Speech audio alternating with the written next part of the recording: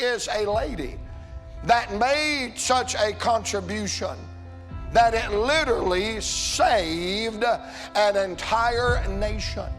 It not only saved the nation in the day in which she lived. When you see how God used this little girl, her background, where she came from, her mother and father was killed in an insurrection.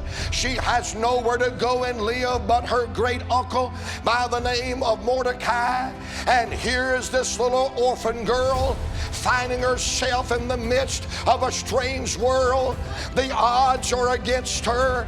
The percentage is against her.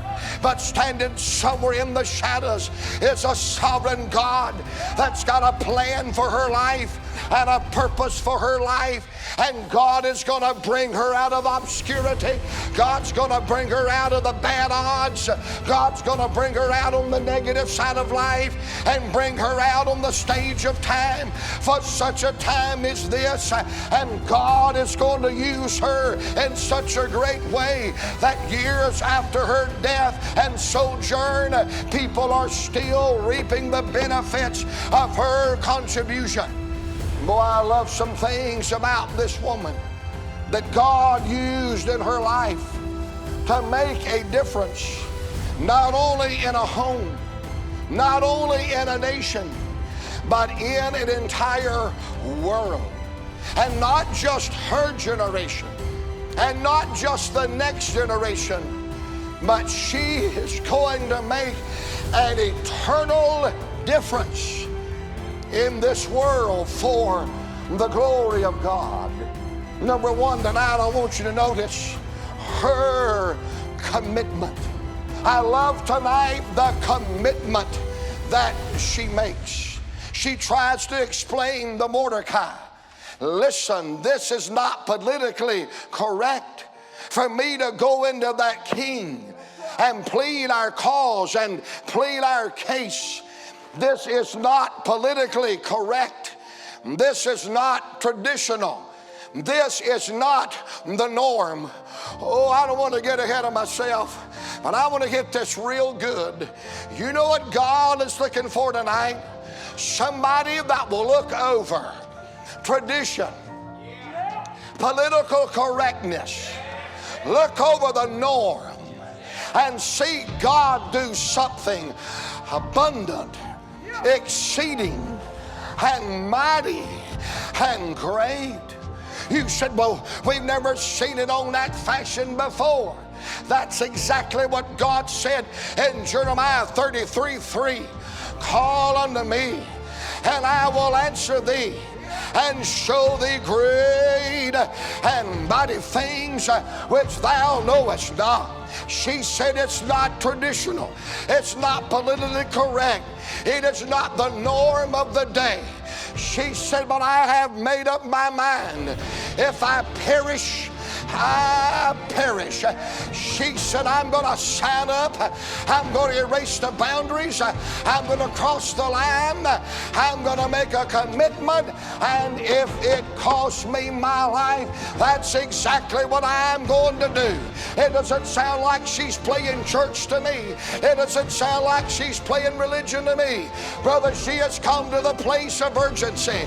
It is now or never. May I say in this hour, in this day, under the cloud that we're living in, it's not time to play church. It's not time to play religion. It's not time to hang out on the fringes. Honey, it's time to dive in and erase the lines and erase the boundaries and bog in and go all the way for God and say, Lord, your son made a commitment for me when he went to that cross, and I want to make a commitment to you, because I believe tonight there are some things worth getting in a scrap over. I love her commitment. Oh, but number two, I love her concern. You say, what was she concerned about? Notice what she told Mordecai.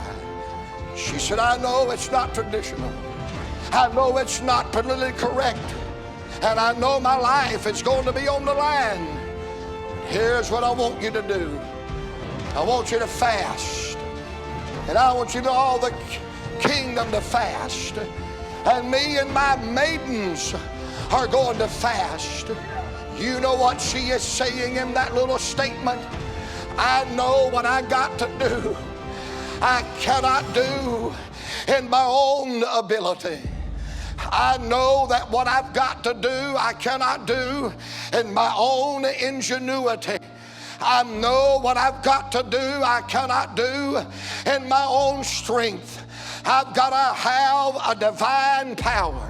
I've got to have a sovereign intervention. Why, somebody bigger than Mordecai, somebody bigger than Esther has got to get in on this plan.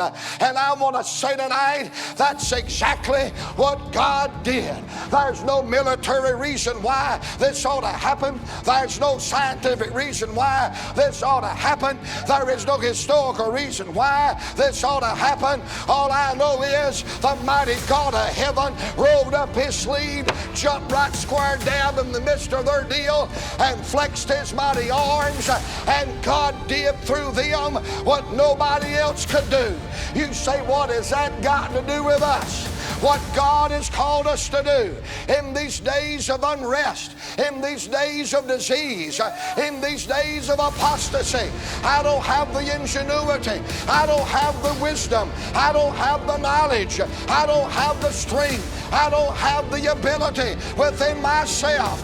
But there is a God who knows all, who can do all, who is everything. And somebody go and get a hold of him, and we can see God do what nobody else can do. And she said, we got to get a hold of God. Boy, I love her commitment, and I love her concern. Oh, but number three, I love her challenge. While she's standing there at the crossroads, Mordecai says this to her. I know it's politically incorrect. I know it's not traditional.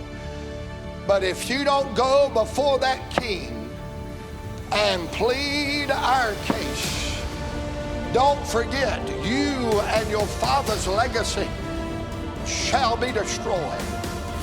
In other words, the Jews, your family, your father's legacy is going to be destroyed. You remember this, that God has brought you to the kingdom for such a time as this.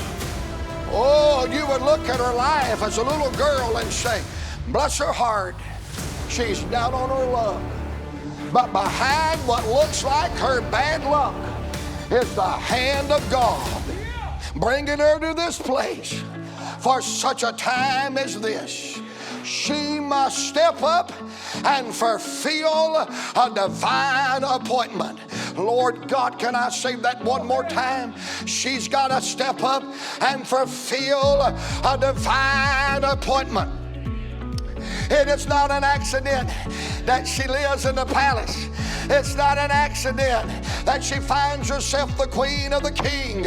It's not an accident that great uncle Mordecai is an earshot of an evil plan. It is not an accident that she is where she is. She was born for this.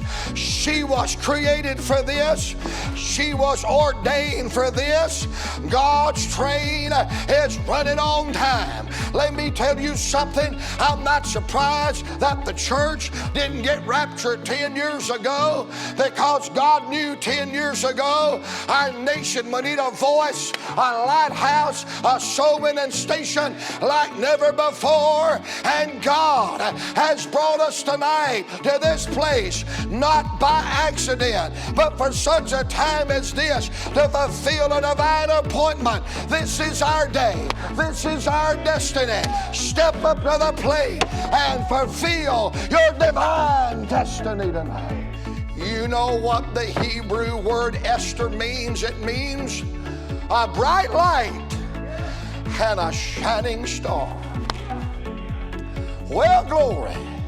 A bright light and a shining star. You say, what's so big about that? At one of their darkest hours, God brought out a bright light and a shining star. God knew what he was doing when he raised up a woman to change the mind, a stubborn man. But God used this woman, and that king gave her entrance to his throne. And Esther walks up there and she said, King, I need to tell you something. You know that law that you signed in your lustful stupor, that on a certain day and a certain time and a certain place, all the Jews are going to be annihilated? Yep. She says, well, I need to reveal something to you you don't know. I'm a Jew. I'm one of them. Boy, that day you picked me out to be your bride, you didn't know. Nobody told you. But I'm one of them. And honey, if you kill all them Jews, you got to kill your bride. You got to kill your lover. You got to kill your sweetheart. You got to kill your soulmate, because I'm one of them. Boy, I see that grimacing look come across the face of that king, and he realizes, oh my, what am I going to do? And he says to Esther, listen, you know the law of the Medes and the Persians. I've signed it. I've sealed it with my signet ring. Even though I'm a king, I cannot break my own law. And then, oh, nobody like a woman that can come up with plan B. She says, I know you can't break your own written law, but you can write a new one. You can write a new law. You can write a new covenant. Boy, that king dips his pen in the ink of authority. I'm a-going somewhere. And he wrote a new law. And the new law said on a certain day, at a certain place, at a certain time, the Jews, they don't die, they live. They live, they live. And they made copies of that new law, and they gave them to the first Pony Express, and he gave the law to the messenger, and they got on the backs of these little mules, and they rode out in the countryside, and they took a hammer and a nail. They took a hammer and a nail. They took a hammer and a nail. They took a hammer and a nail and nailed the new law to a tree.